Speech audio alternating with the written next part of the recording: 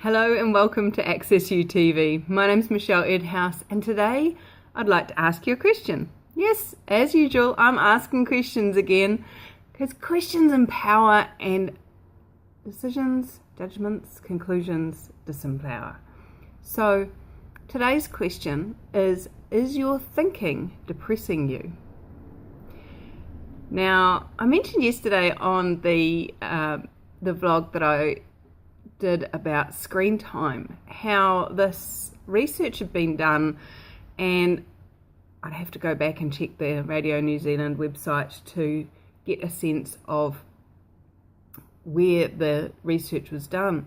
What they found was that women tend to think a lot. Have you noticed? And when we're thinking, we tend to be making ourselves wrong. And as we make ourselves wronger, we actually create depression. So is that just an interesting point of view, or is it relevant to you? Now, as with all the things I offer on my vlog, I'd love you to look at, is this relevant to me? Not how is this relevant to me, but is this relevant to me? And you know, some of the guys, they may notice that this is what they do as well. It may not just be a woman-only thing. So, what are you aware of? Is it relevant to you? So, is your thinking stinking? So, one of the things that I've noticed is, I always used to be called what Access calls a head tripper. And that's where things go round and round and round and round and round and round and round and round and round and round and round and round in circles, and I've got to get everything lined up in a row before I start anything. And I've been doing Access for 8 years now, and I've pretty much got a pretty good handle on that. And there's still times when I notice myself going, oh, I should have done that. Oh my God. What she think? What does she mean by that email? And now, in this article that was on Radio New Zealand yesterday, it was talking about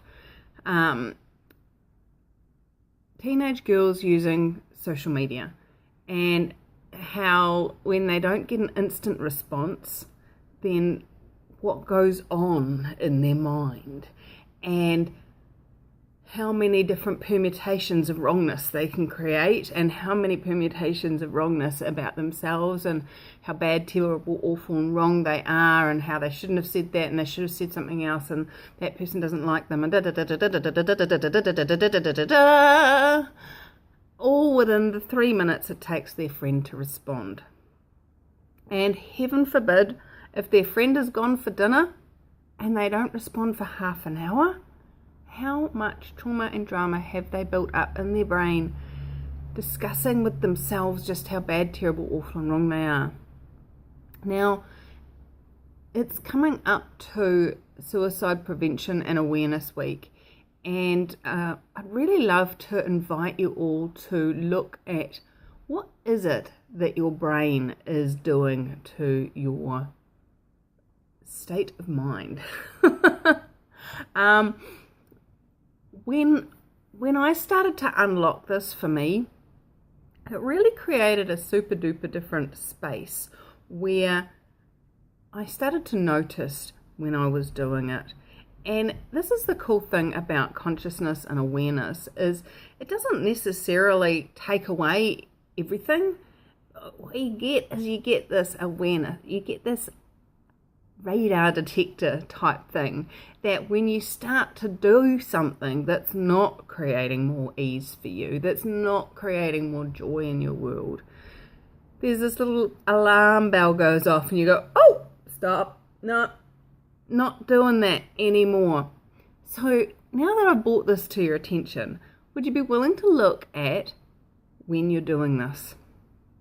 Not then go into badness, wrongness, terribleness, awfulness about you and you doing this and how bad and terrible you are to do this to yourself.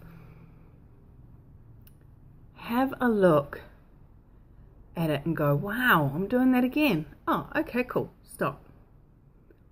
I wonder what she's doing that she hasn't responded. What question can I ask here? It may be that you get an email that says something that you're just like, oh no, stop. Would you be willing to ask them to clarify what they mean by that? Because you know what? When you ask somebody to clarify what they mean by that, they'll either tell you the truth or they'll tell you a lie. And if you're willing to choose to ask, is that light or heavy, you'll get to know if it's true for you. If it's an awareness of, okay, cool. So this is going on. This is what their point of view is. Is that true for me? Yes, no, okay. And it takes it out of this whole space of, I must be wrong. Oh my God, no, what did I say then? And when did I say that? And I spent a lot of my teenagehood trying to work out what I did wrong and what I said when that created what had shown up. And what if it was just that they were having a bad day that day? Would you be willing to ask questions? And would you be willing to turn your radar detector on for when you're making yourself wrong? And anything that doesn't allow that, will you destroy and uncreate it, please? Right and wrong, good and bad, pot and pock, all nine boys, shorts and beyonds. So what else are you aware of? What other tools can you use that can create more ease, more joy and more glory in your life? And if you are sitting in a pile of poo and wondering if there is any happy in the world, I invite you to grab hold of my book. It's really, really cheap. Even the soft cover is really cheap. It's $15 New Zealand, $9.95 on Amazon, or I think it's like $1.99 for Kindle. It's really cheap and it's full of tools that you can use if you're feeling like crap or feeling like you're in a pile of crap to help you unlock unhappy. It's called Unlocking Unhappy. So how does it get any better than that? And if you are interested in more possibilities, more ways to create more ease in your life, touch base. Sign up for my daily email system. Something. Talk to someone. Find a facilitator that you know and trust. Find a facilitator that you don't know but you trust. Would you be willing to trust that you know what you know and be you? And stop letting this tell you stupid stories. So thanks for joining me here at Access UTV, and I look forward to catching up with you super, super soon. Cheers. Bye-bye.